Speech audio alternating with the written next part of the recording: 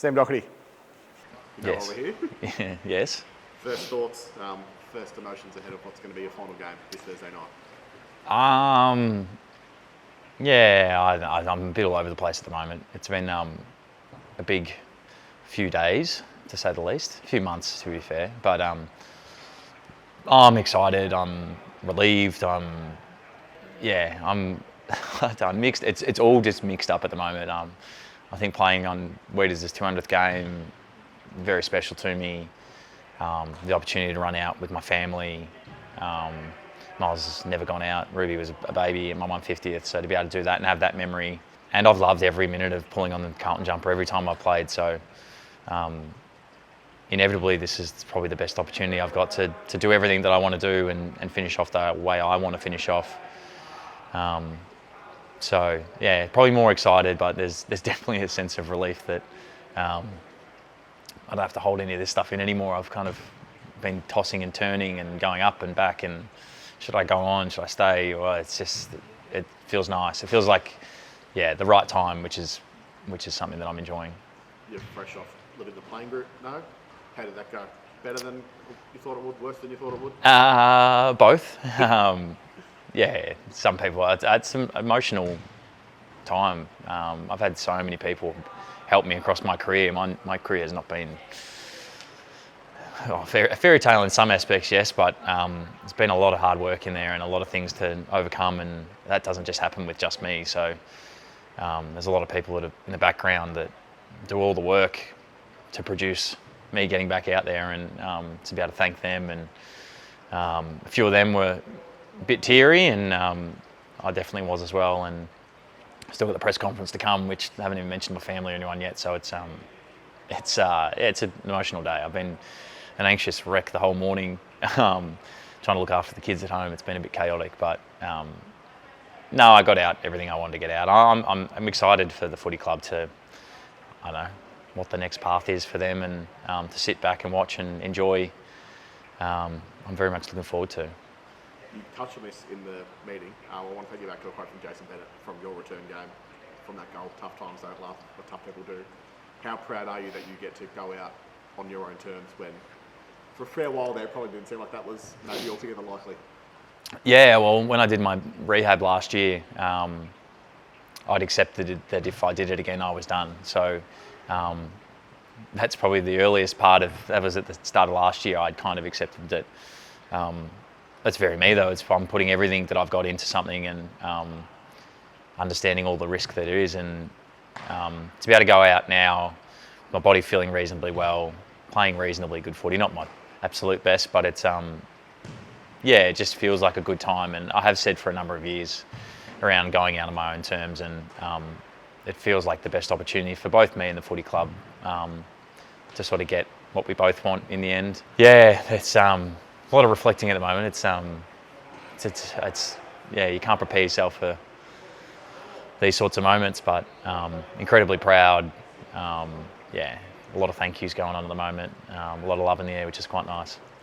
You've always had perspective, especially in recent years, but has there been the chance for reflection yet, or will that come post Thursday night? I think post Thursday night will be the majority of it. I have started to. I sort of alluded to Cripper that I was likely to finish up this week to him last week, and he's been reflecting. He had a dream about me the other week, the creep. But no, there's just a lot of everything I've reflected on so far is more about just the people within footy clubs. I remember listening to Ed Kerno's retirement speech last year that went for 4 hours, but he's just thanked everybody, and I think that sentiment has probably come up more for me when I'm coming through it. So lucky with so many. I've met so many great people. I think there's nearly 100 debutants since I debuted at the club. Think about staff, coaches. It's just the memories you make are because of those people. Take away the playing the game. It's only one day a week. The rest of it is behind closed doors, and the memories and the stories and everything. And I've already got texts flooding through on my phone of, I remember this about this time in my career, and it's it'll be nice to sit back and enjoy the moment after this weekend's game. If if we can indulge in the trip down memory lane, safe to say you've packed in a few life experiences in your 12 or 13 years here. Is that safe to say? Yeah, I've packed in a few. I'm writing a keynote if anyone wants to to get me into their office next year. But no, it's it's a weird one. It's been a hard journey. It's been a hard 14, 15 years, both personally and professionally, and for all that to play out publicly has its challenges. It has some amazing parts to it.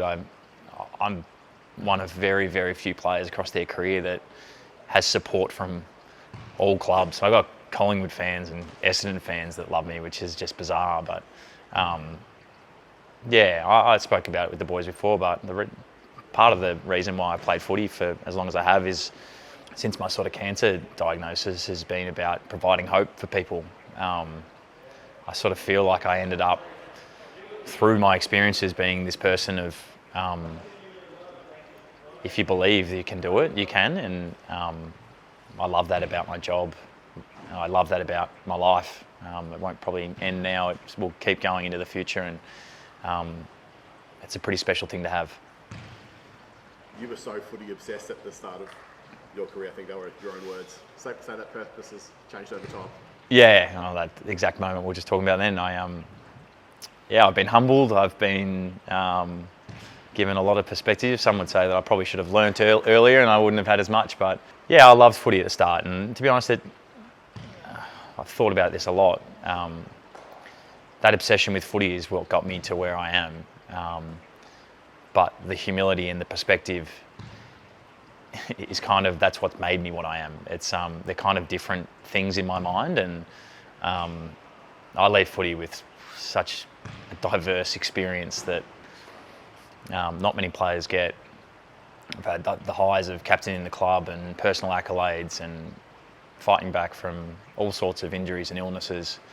I've had the lows of horrible losses, finding out I've done my knee 3 times, cancer diagnosis. It's my dad passing away. It's just like my whole career has just been a hot mess at times. But it's weirdly I wouldn't change it because I leave with, as you said, a great perspective on life, which take footy away. That's what I take with me. That's the special gift that footy's give me, that I get to pass on to my kids and pass on to people in the real world. It's I'm very lucky and very happy with where things are and the decision I've made. And as I said, I'm looking forward to just one more time being able to pull on the jumper. It's something I hold really dearly. Having had a lot of games taken away from me, I cherish every one. I've said that a lot of times.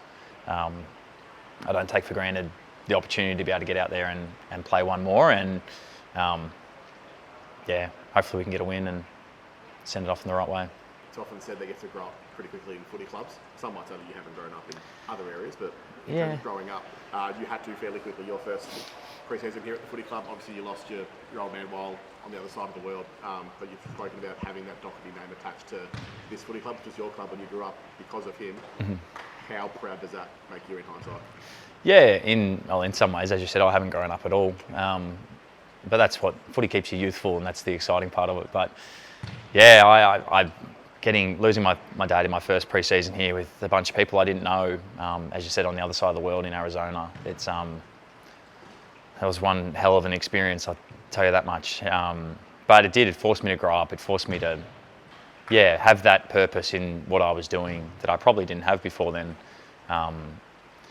Looking back now, to have my dad was a mad Carlton supporter, and to have my name, which is his name, as a captain of the football club, a best and fairest winner, played over 180 odd games for the club. It's something I'm incredibly proud of from a personal perspective. But as I've said a little bit over the last couple of days, that's kind of not what my success ended up being. My goalpost shifted through the middle of my career to something that was bigger than football, bigger than myself. As you said, I'm incredibly proud of what I've been able to do and what I get to do.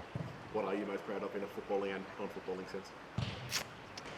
Footballing, being able to captain the footy club is something I'll forever hold dearly in my heart. There's very, very few people that get to do that around here, and to be able to do that with one of my best mates, who I've been on this journey with for a very, very long time, that is probably the biggest part.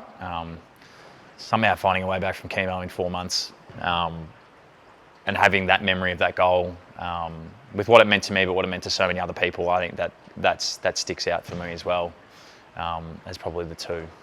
What are your fondest memories? Fondest memories. I think it was Simo's 250th. It still sticks in my mind.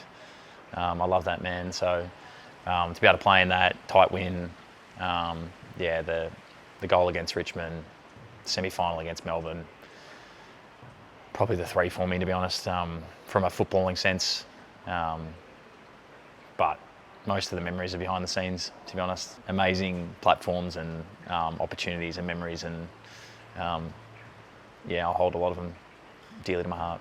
Where does breaking down Cripper in your final speech rank in those? Yeah, I got the big fella. As I said to you before, he's been reflecting more about me than I than I would have thought. But I got traded here and he got drafted the same year, and the shared experience of how hard it's been trying to turn this footy club around, both culturally, had a number of setbacks with coaches and crisis meetings, bonfires at Ed's, sharing milestones, kids growing up. Like it's a pretty special experience to be able to do that with someone for as long as we have. And we've spoken about that moment of lifting a premiership cup together since we were about 20. Not having that is something that I'll miss, but it's not so much for the premiership, it's more for the mateship, the love for each other. And mentioning that in the meeting and watching him tear up was a nice one. I don't think too many people have got him that way, but he's, as I said before, he's having dreams about me these days. He's going to miss me that much. You spent a bit of time talking about what you are going to miss in there. What aren't you going to miss? What won't I miss? Time trials, skin folds, weigh-ins. No, to be honest, I find it all fun. Maybe that's just the sicko in my mind that it's. I've loved every minute of it. Like some of it's been so hard and so challenging, and often I've put footy in front of my own health, my own family. That's what I'm probably looking forward to the most, is just, I don't know, having that back. Being able to go home and just be a dad. It's be a husband, figure out what the next chapter of life's going to look like for me. It's a little bit less stressed, hopefully. But as I've said the whole time, I wouldn't change any of it. I wouldn't do it differently. It's been one hell of a ride, that's for sure.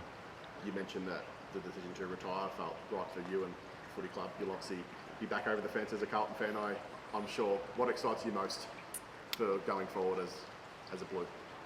Well, there's the relationships I've built here and the work I've put into so many guys. I'm looking forward to watching their careers play out, and that's from Weeders, what he does with the rest of his career, through to helping Billy Wilson through the early part of his career, and the Camperellis and Ashton. You invest so much when you're in here, and my fulfillment now from a footballing perspective will be watching those guys and knowing I played a small part in their career. And as I said, I'll be on the other side of the fence. Might be in the media, might be potting them all, so we'll see how we go. But I'm excited to see just what I feel like as I said, my chapter's sort of finishing, but what the next one's going to be and who's going to take control of it. That was me when looking back, when Andy Carazzo and Walks and Heath Scotland and Juddy, Murph, like when all those boys started to move on. That was when Cripper and I that was the start of sort of our era of the footy club, and watching what's next will be something I'll enjoy. One last one to finish off. It's an incredibly cliched question, so apologies for that, but I feel like it'd be a disservice not to ask you this. If current day Sam Docherty could give any advice to young Sam Docherty, what would it be?